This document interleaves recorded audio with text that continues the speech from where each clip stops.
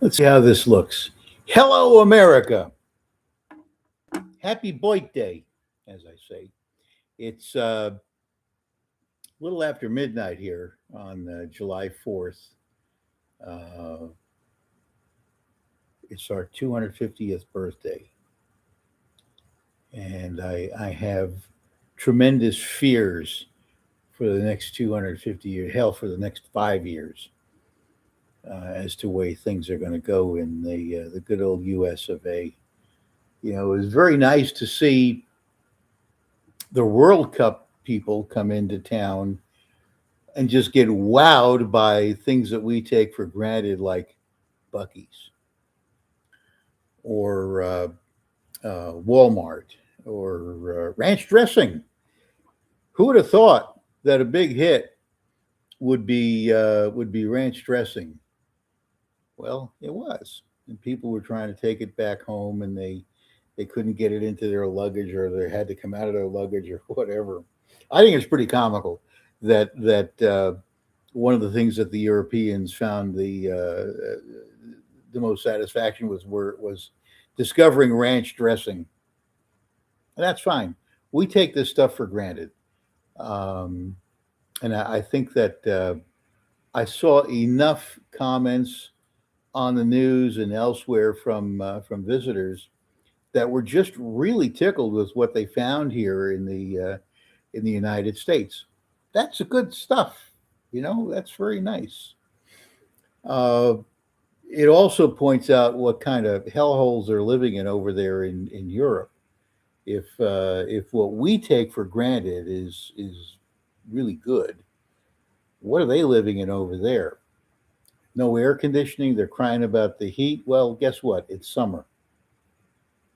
Every now and then, we get a summer that's hot, and this happens to be one of them.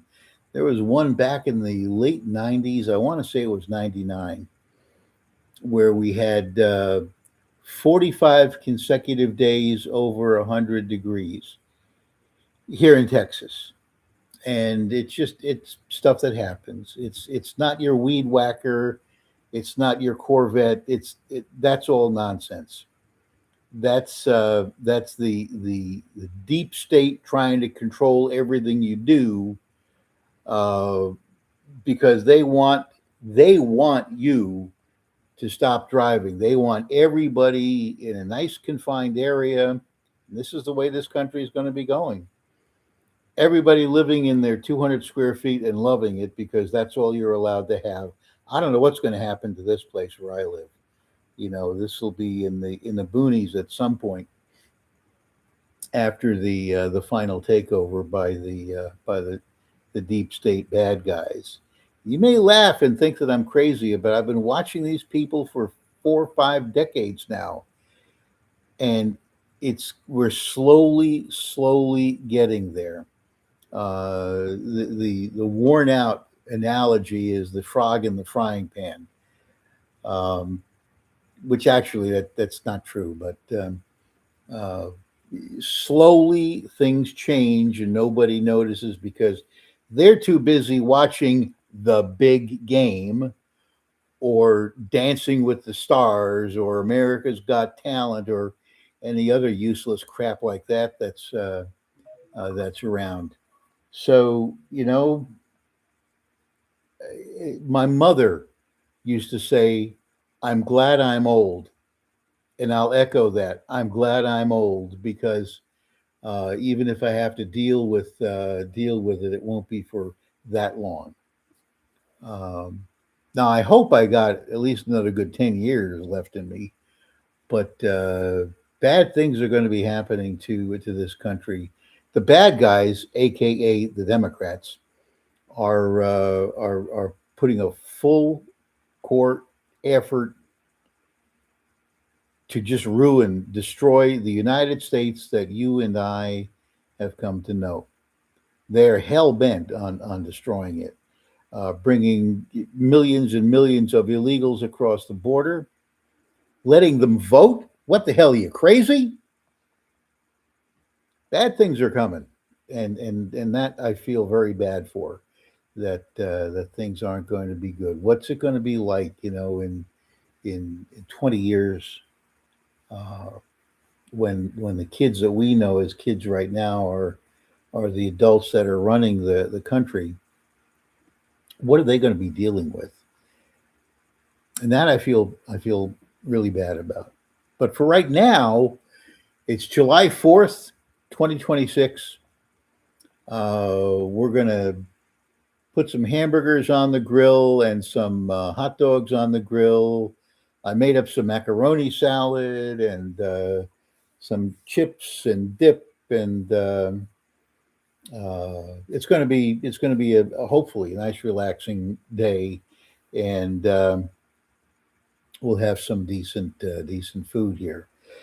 Then, of course, later on when it gets dark, starting about maybe 8:30, 9 o'clock, out come the pyrotechnics. Now, I admit to being a little kid when it comes to fireworks. I've always had a fascination with them. And I think it comes from the fact that back in the land of a law for everything and then some in New Jersey, uh, they were simply illegal. Couldn't get them, couldn't have them.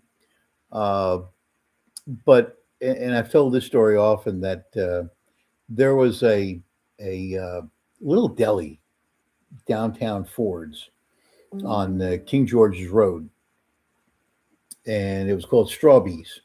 I don't. It's something else now. I don't know what it is now. But this guy used to get from somewhere sparklers. That was the big deal. So my dad and I would go in there to buy sparklers. That was our big thing for Fourth of July. So and then there was by number 14 school in Ford's on Ford Avenue and Main Street. There was uh, a little candy store, really. I mean, this old lady is like built in the front of her house. And it's literally right across from the elementary school there, school number 14. And she used to sell, candy to kids and soda and stuff like that. But little old Mrs. Anderson, had in a refrigerator in the back room at her little store, she had fireworks that her son brought up from, I guess, Delaware. And Delaware was like the promised land because they had fireworks. We didn't. So, and I never bought anything from Mrs. Anderson, but I know kids that did do that. That was a lot of fun back then.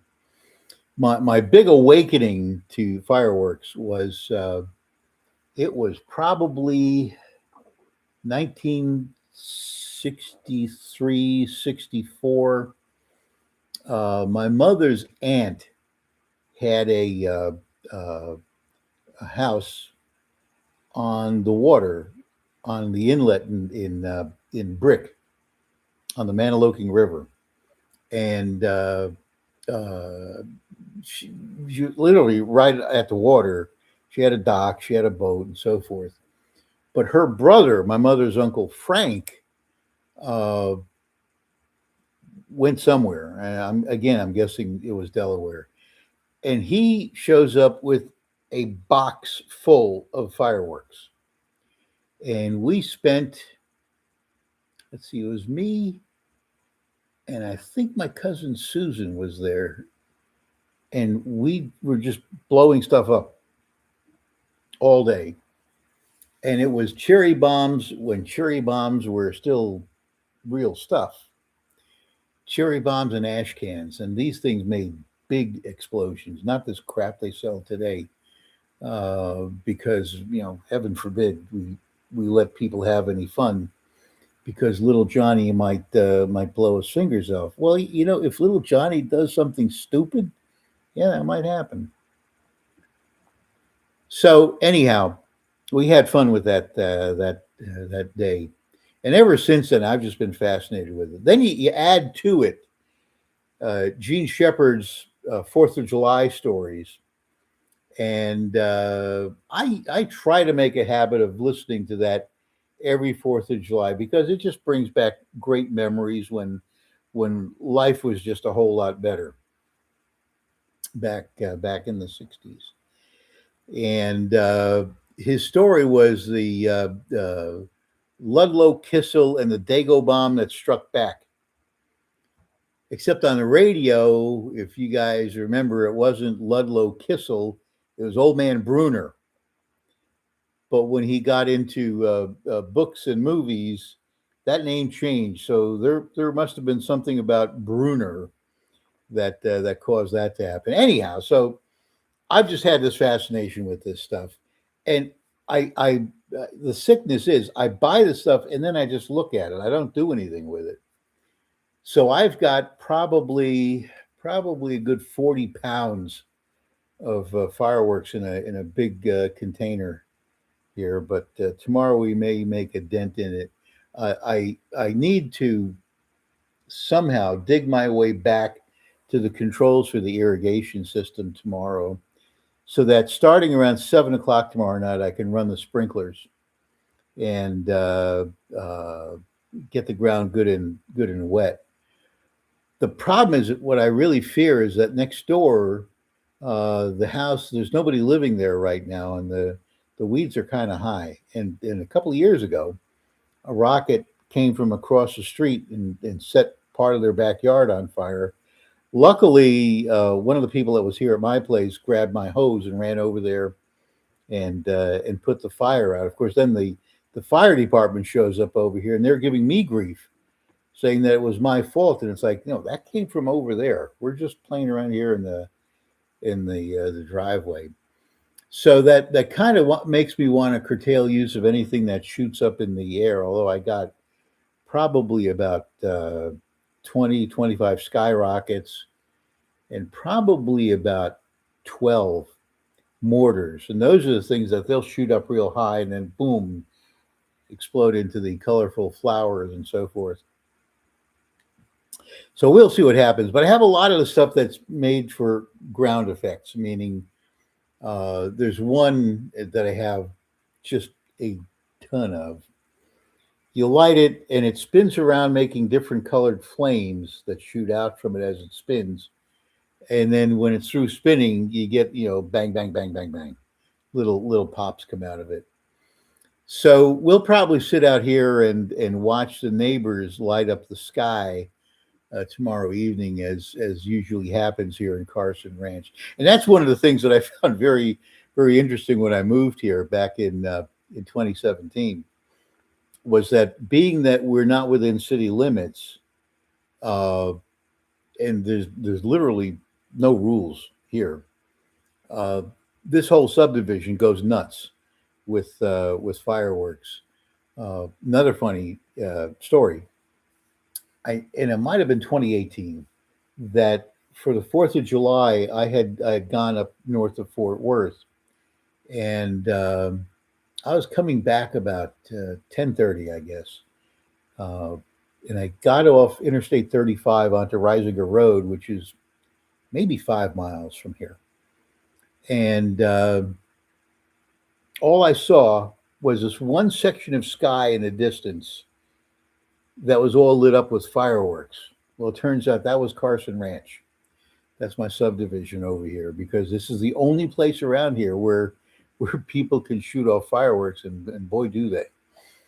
We even had people coming in from other areas to there's a couple of green space right-of-ways for a future road over here that people were coming in and blowing their stuff up. Problem is they didn't clean up after themselves. So we kind of keep an eye out for that now. But it's that. And also tomorrow morning, and I'm not going to participate this year.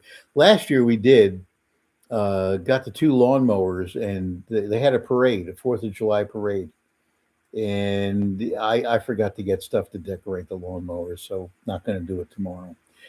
Besides the John Deere, the zero turn mower, it's got an engine problem. It keeps wanting to stall out, so I got to figure what's up with that. And the Craftsman, that probably would make the run, but I haven't started that in a couple of months. So I'm just not going to mess with it tomorrow. But we have a parade route here within Carson Ranch, and we did that last year. It took about an hour and a half to get through it all, but that was fun. I enjoyed that, and I may get the bug tomorrow morning at 9:30. I think they're going to do it. I may get the bug to just go out there and crank up the Craftsman mower and take it for a ride. But in all likelihood, I won't be doing that. 9 o'clock in the morning, it's still going to be not that hot, but it will be in the upper 90s by the afternoon. So we're going to be in the shade. We're going to make some hamburgers and throw the ball maybe a little bit. It'll be a nice day, and ended up with the fireworks tomorrow night. So that's what's on tap. I haven't done one of these videos in a long time. As you can tell, I'm sitting in a different place than I used to sit. I used to sit over in the kitchen. Right now, I'm in my recliner in the living room, and just with room lighting, which is actually not that bright. This doesn't look too bad, but there's a light on the front of the laptop here. I'm going to cover the light. That really didn't make any difference, did it? Excuse me. And there's also some light coming off the TV screen over here too. So that's it. I'm going to, oh yeah, update on some other things for anybody that was following any of the conversations. Did some work, not last week before, I guess it was, on my Ford Expedition, which had a power steering fluid leak. There are a couple of radiators in the front of it, and one of them is, of course, for the engine coolant, and the other one is for the air conditioning system. And but built into that core, it's like one line that goes through it. That's the power steering cooler. Well, that sprung a leak. Actually, it sprung a leak like a year ago, and it's been slowly just losing a little bit of fluid here and there. Well, it got really bad recently on a trip up to Denison, Texas, for my godson Zach's wedding. And so when we got back from the wedding, when I got back, I said, "Okay, I'm not going to drive the car till we fix this problem." Well, to fix it properly, you're going to change this whole radiator system, and that includes the air conditioning, which means in order to do it, you got to lose all the freon, and then have to pump that down and recharge the freon, and that's not cheap. Even if you do it myself, like I do. So I thought about it. I said, if all we got to do is cool the power steering fluid, I can get one of these auxiliary cooling cores and mount it in front of the existing radiators there, and just reroute the plumbing, the hoses to that, which is what we did. Works like a champ. And then same day or next day, got out there and changed the left front wheel hub. Wheel bearing was bad in that, and that took a couple of hours, but it wasn't like continuous work. That actually wasn't as bad as I thought it was going to be. That was fairly really easy to change, and of course, it's always easier when you got the right tools to do stuff.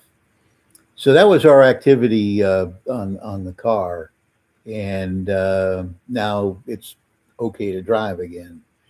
So that's what's going on, folks. I'm going to say 6-2 and even, and we'll catch up with you. Hopefully, I'll start doing these every day again. But as I've said in the past, I want to make them more technically oriented. In what I should have done, missed a golden opportunity here in tuning up a duplexer for a VHF repeater. Actually, I did two of them recently. I should have videoed that, made that one of these. Now, I know there's a lot of people that watch this that couldn't care less about that stuff. You got to bear with me. This is what I really want to do with it. In addition to talking about this, that, and the other thing, but I missed that opportunity. And then with this uh, power steering cooler, man, there is a great opportunity to show how to do that without changing the whole core. Missed that one too, and the wheel hub. So one of these days, I'm going to learn to just get all the stuff together with these cameras. It's not that I don't have the stuff; I've got it. I've got well, obviously here this camera. It's in the laptop, but I got the cameras that I used in the past. I got two good ones for that.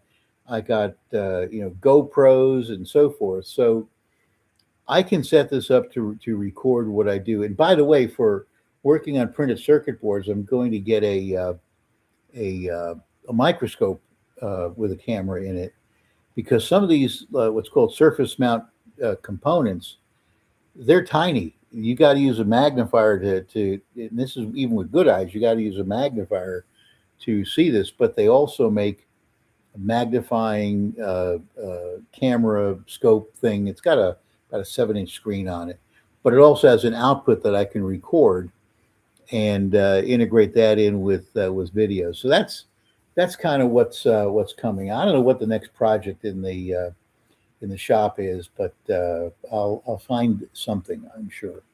So anyhow, folks, happy 4th of July. Have a fifth on the 4th, and we'll catch you real soon. And like I said, hopefully, real soon. I need to keep doing this. So this is Crowley, 6-2 and even, over and out.